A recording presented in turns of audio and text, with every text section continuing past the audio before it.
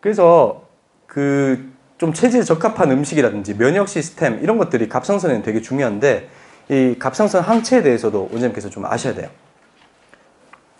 환자분들한테 갑상선 기능 저하 패턴이 보인다라고 하면 반드시 이야기해야 될 게 이게 면역 시스템과 관련된 문제다라는 걸 꼭 이야기를 해야 되거든요.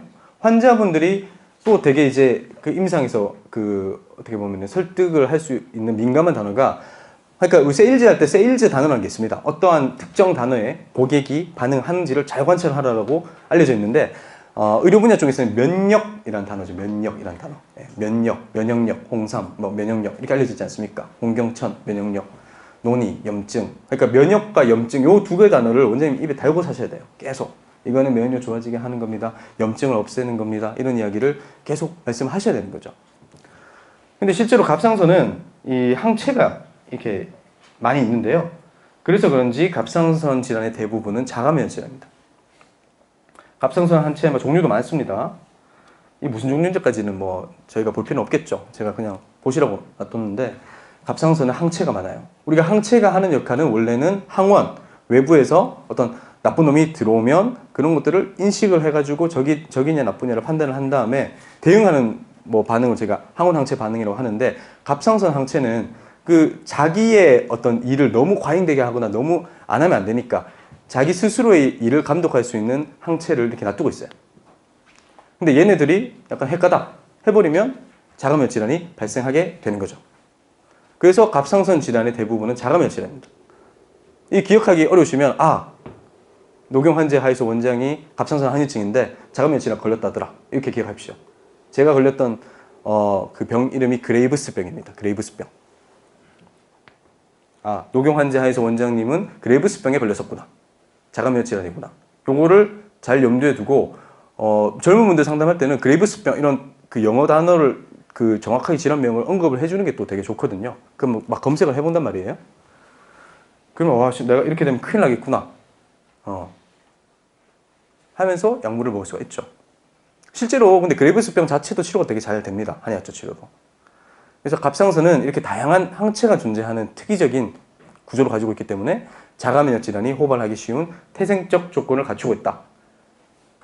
그 면역 시스템에 문제가 생기거나 자기한테 적합하지 않은 식사를 하거나 해서 음식이 항원으로 작용을 해서 면역 반응이 일어나도 실제로 여기에도 좀 영향을 주는 것 같아요. 제가 느껴보니까.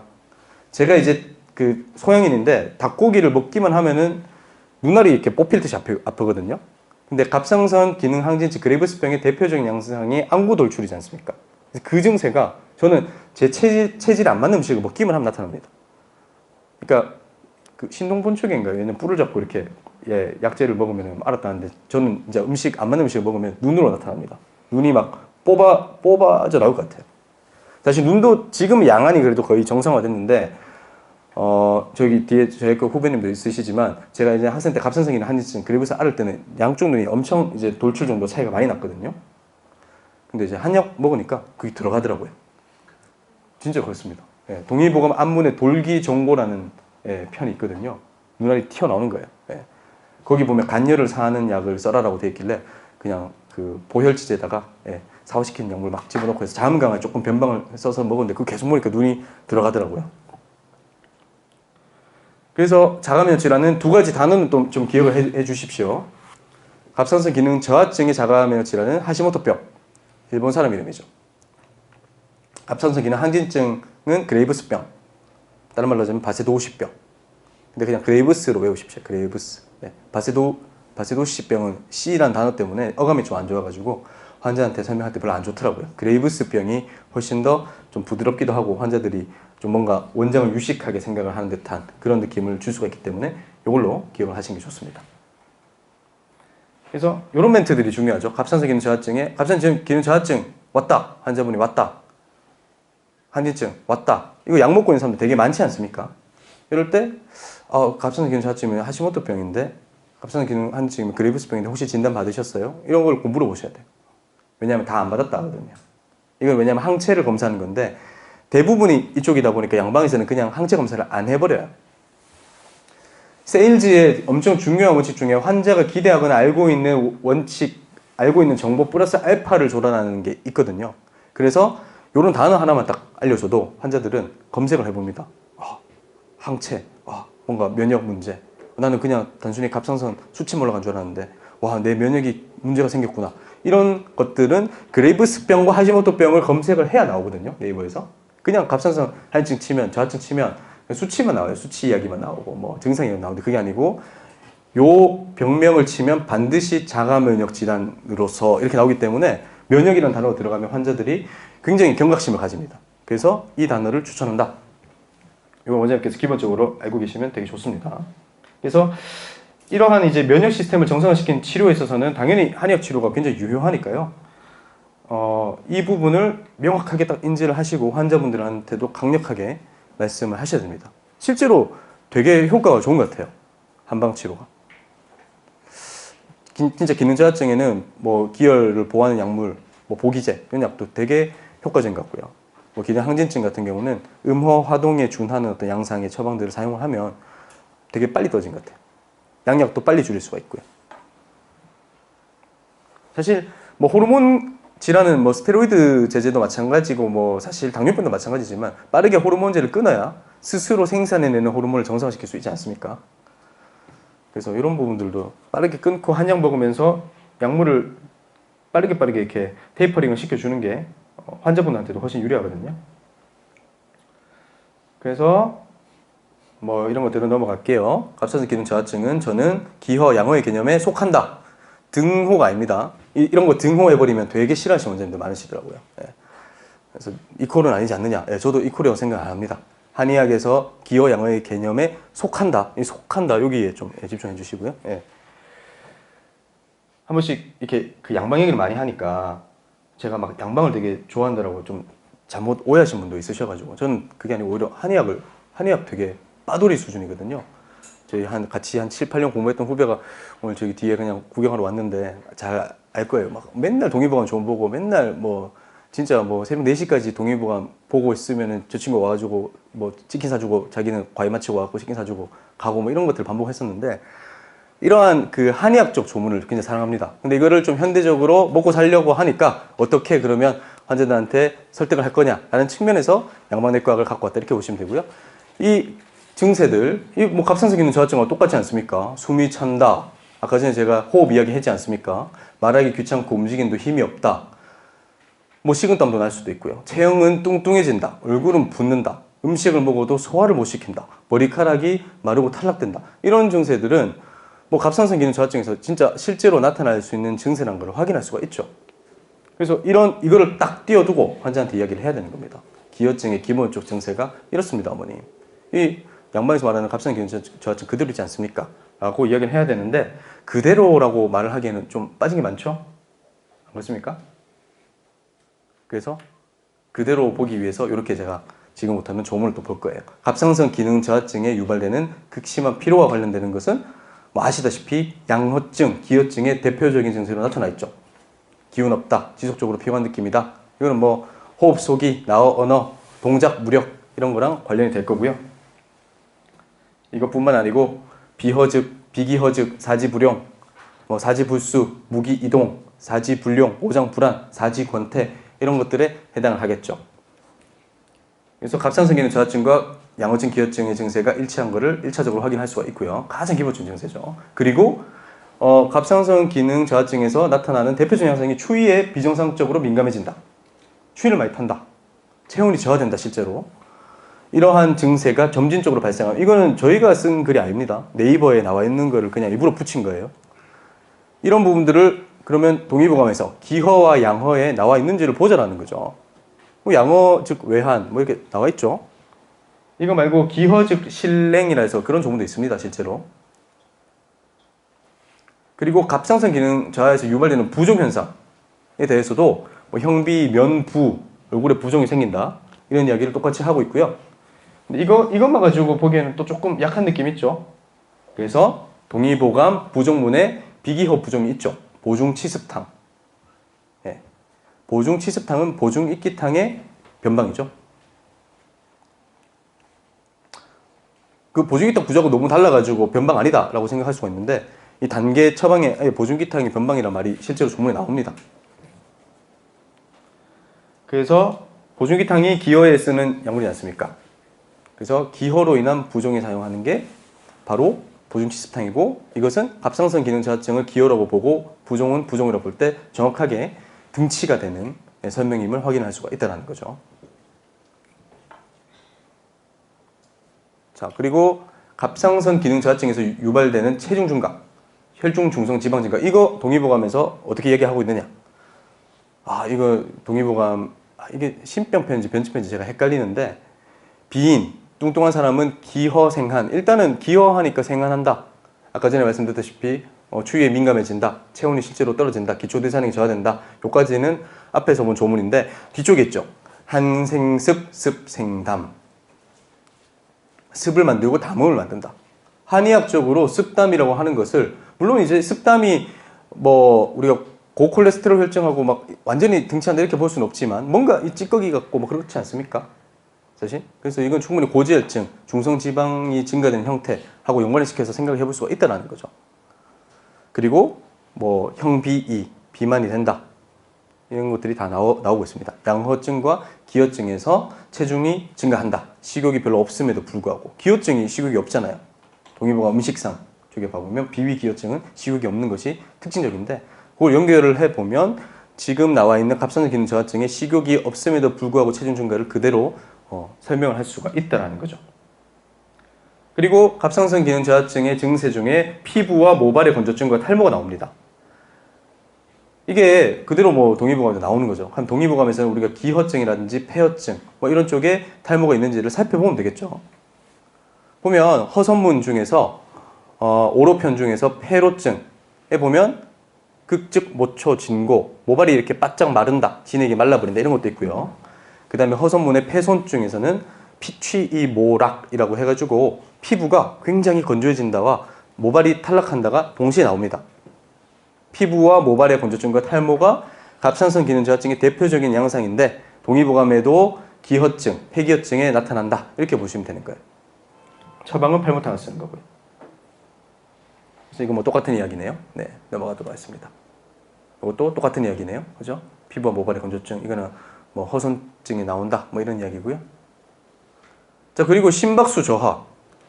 갑상선 기능 저하 중에서 당연히 대사 기능이 떨어지니까 심박이 떨어질 거 아닙니까? 그게 한의학에서는 기허에 그러면 맥을 보면 되겠죠. 기허맥이 대표적인 게 맥이 침미하거나 무력하면 위기허가 심한 것이다 라고 되어 있지 않습니까? 그 심박수 저하와 침미 무력을 연결을 해서 생각을 해보면 되겠죠. 이거는 변, 기허, 혈어, 양어, 음어 편에 나오는 조문이고요.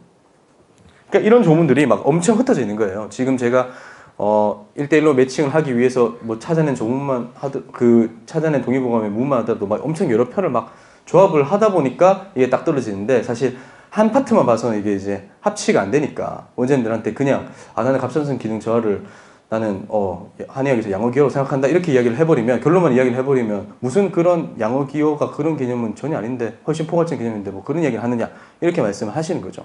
근데 이렇게 증상 조문을 가지고 사실 동의보감의 기호, 혈어 이런 거 다 찾아봐봐야 몇 개가 안 됩니다. 조문이. 근데 찾아서 갑상선 기능 저하 비교를 해보면 거의 그대로 이제 똑같은 증상을 이야기하고 있음을 확인할 수가 있죠. 마지막으로 이 갑상선 기능 저하증에서 우울감이 유발이 된다고 하고 있죠. 그래서 이거는 동의보감 녹원상에 나와 있는 조문이자 보증기탕의 처방 적응증에 해당하는 조문들을 봐보면 이 신번 불안이 실제로 나오죠. 불안 증세가 생기고 우울감이 생기고 이런 것들이 정신과적인 증세는 여기하고 연관을 시켜서 생각을 해볼 수가 있습니다.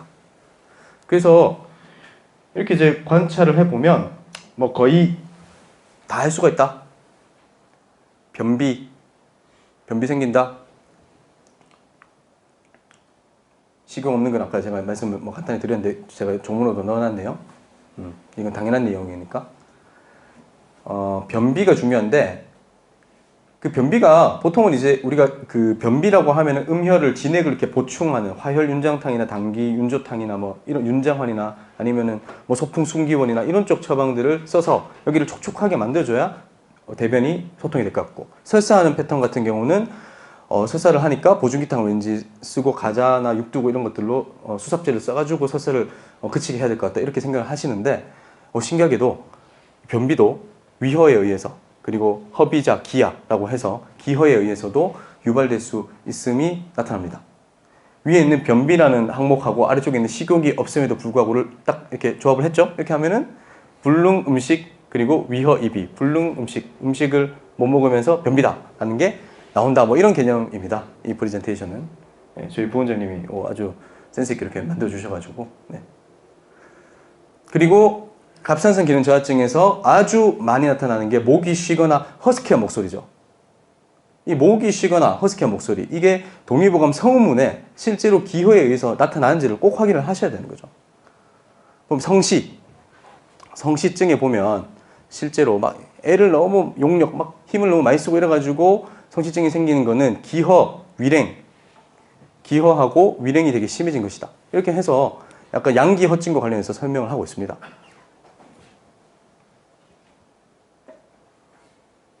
그리고 근육통, 다발성 관절통, 근육의 위압, 뭐 이런 쪽과 관련되는 쪽도 기허와 관련해서 찾아보면 위벽문에 나오죠. 위벽문에. 동의보감 종문의 위벽편을 보시면 나옵니다. 근데 정확하게는 뭐 폐열이라고 되어 있어요. 폐열이라고 되어 있는데 그러면 기허 아니지 않느냐 생각할 수가 있는데 처방이 기허로 인한 위벽이 오른쪽이 심하다 이런 단어, 이런 조문과 함께 사군자탕 창출하는데 사군자탕을 써요. 그래서 이것과도 관련을 지을 수가 있다.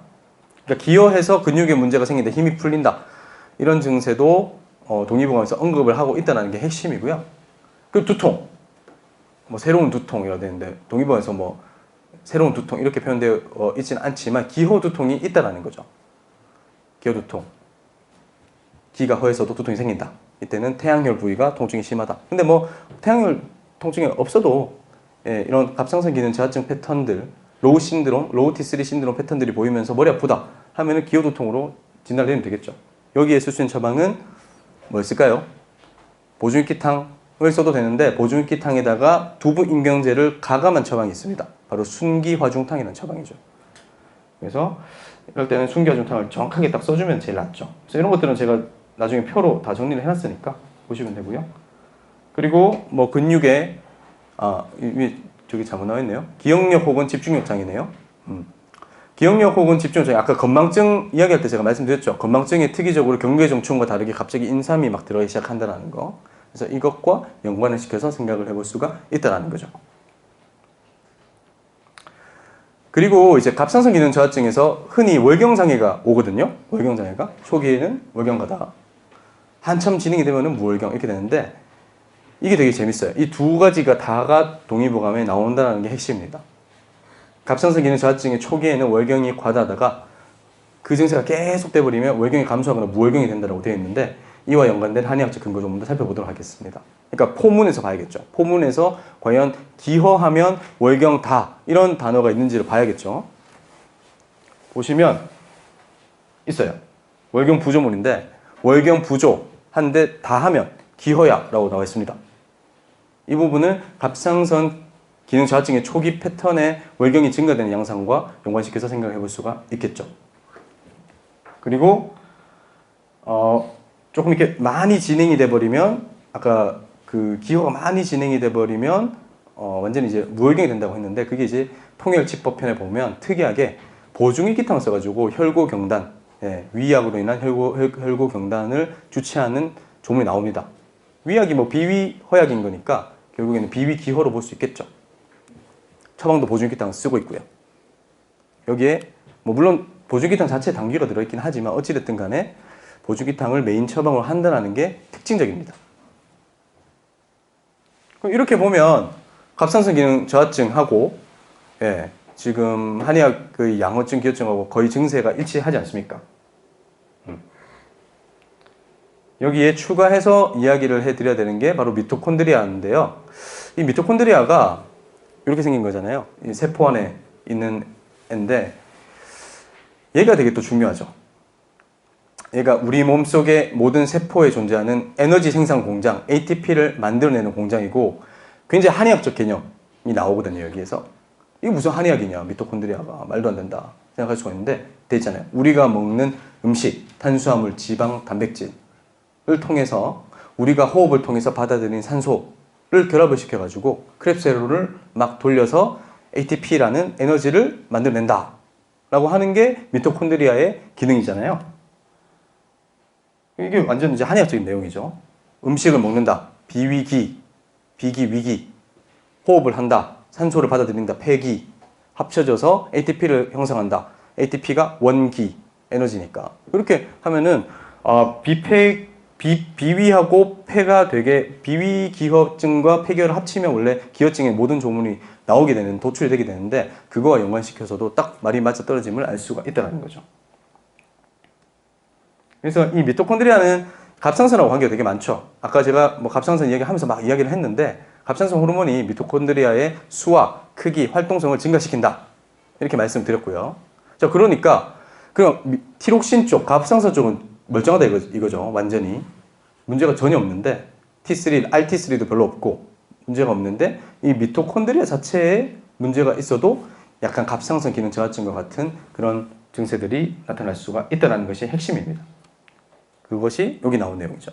갑상선 호르몬이 정상이라도 미토콘드리아가 제대로 활동하지 않으면 ATP를 만들어내지 못한다. 그러니까 대사 기능 저하증이 생길 수가 있다. 이 부분이 굉장히 중요한 내용이죠. 그래서 갑상선과 미토콘드리아는 에너지를 만들어낸다.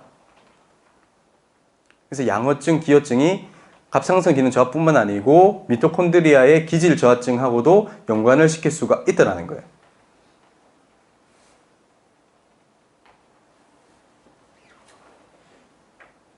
네, 이 이야기네요. 똑같은 이야기. 네.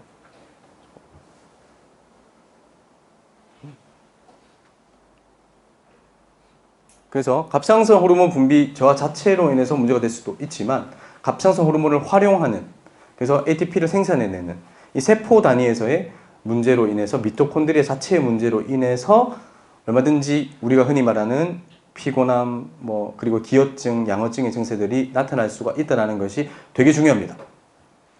그래서 원장님들이 미토콘드리아라는 단어도 계속 입에 좀 붙이십시오.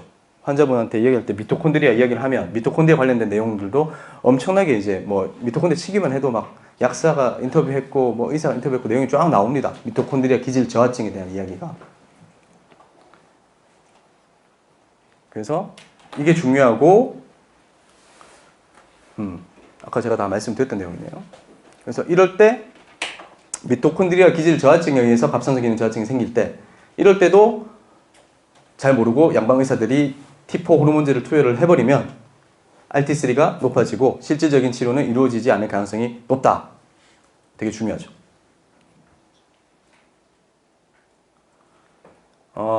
요까지가 이제 사실 양기혈증, 양어증, 기혈증과 관련된 내용이 전부입니다. 그 뒤에는 좀 부원인데, 그래서 이런 거예요. 미토콘드리아는 실제로 모계 유전이에요. 모계 유전. 엄마로부터만 유전을 받습니다. 아버지의 미토콘드리아하고 나하고는 아무 상관이 없는 거예요. 이런 말들이 예전에 있었죠. 고방이 한창 유행을 할 때 과거에는 노역의 시대니까 보법약이 많이 필요했다. 그래서 동의보감 처방이 잘 맞았다. 근데 현대인들은 활동이 부족하고 실증이 많기 때문에 보법약 패턴보다는 상한금계 처방의 한 토화법이라든지 아니면 상한금계 처방이 훨씬 더 적합할 것이다. 불필요하다. 이런 이야기를 했던 경우가 있었는데요. 이게 굉장히 또 잘못된 이야기죠. 요즘은 그래도 그죠. 고방도 굉장히 많이 그 내용들이 많이 바뀌고 되게 합리적으로 바뀐 것 같은데 예전에는 이런 말들이 있었어요. 제가 학생 때 이런 이야기를 들었었습니다. 그래서 동의보감은 쓰레기다. 이렇게 이야기를 했었죠. 근데 이게 굉장히 무식한 이야기다. 무슨 말이냐면 미토콘드리아는 모계 유전에 따라서 엄마한테만 받는데 여성이 점차 나이가 들수록 변형 또는 손상이 되기 쉬워요. 그러니까 후대로 갈수록 어떻게 보면은 대사 기능 저하 패턴이 생길 수밖에 없다라는 거죠. 세대가 이렇게 넘어가면 넘어갈수록 안 좋은 미토콘드리아를 가지게 됩니다. 미토콘드리아는 여러 가지 요소에 의해서 좀 DNA 결함이 생길 수밖에 없게 되어 있거든요. 그러니까 우리 엄마보다는 내가 가진 미토콘드리아가 좀 더 안 좋은 거고, 나보다는 우리 딸의 미토콘드리아가 더 안 좋은 거고, 그렇게 더 안 좋은 미토콘드리아를 계속 유전을 시킬 수밖에 없어요.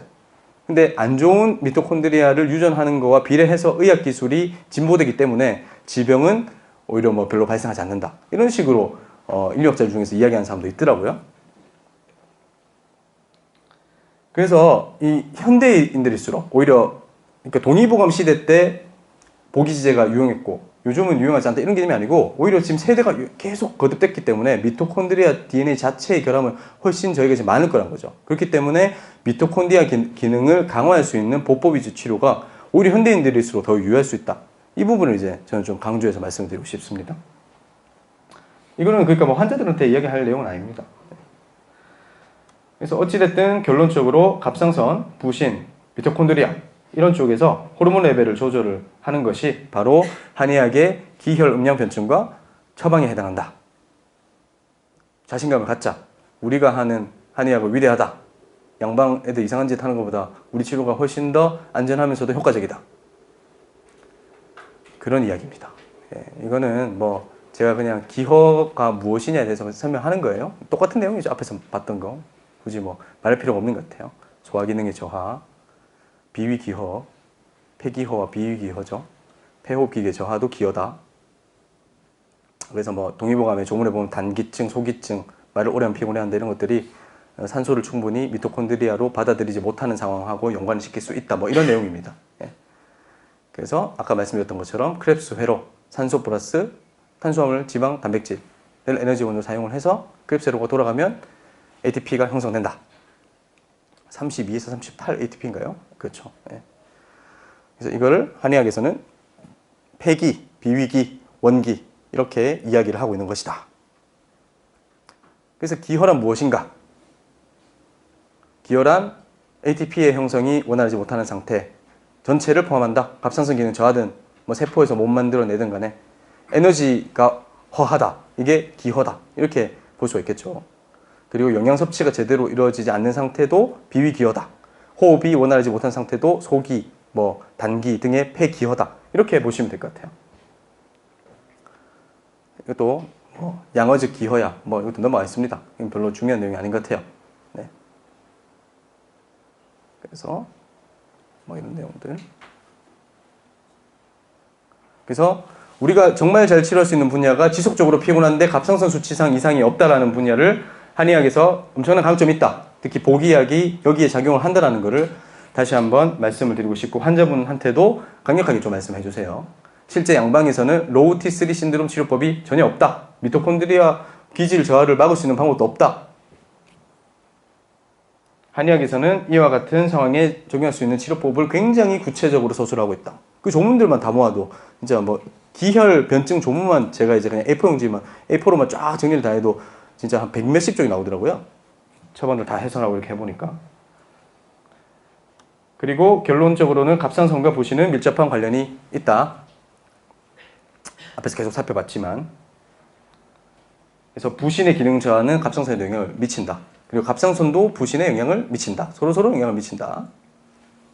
아까 뭐 계속 말씀드렸던 거예요. 부신의 코르티졸 호르몬이 갑상선 호르몬 활성화에 엄청나게 큰 영향을 미친다.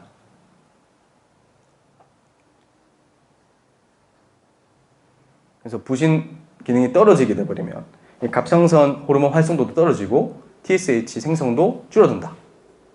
이게 밝혀져 있는 의학적 사실이죠.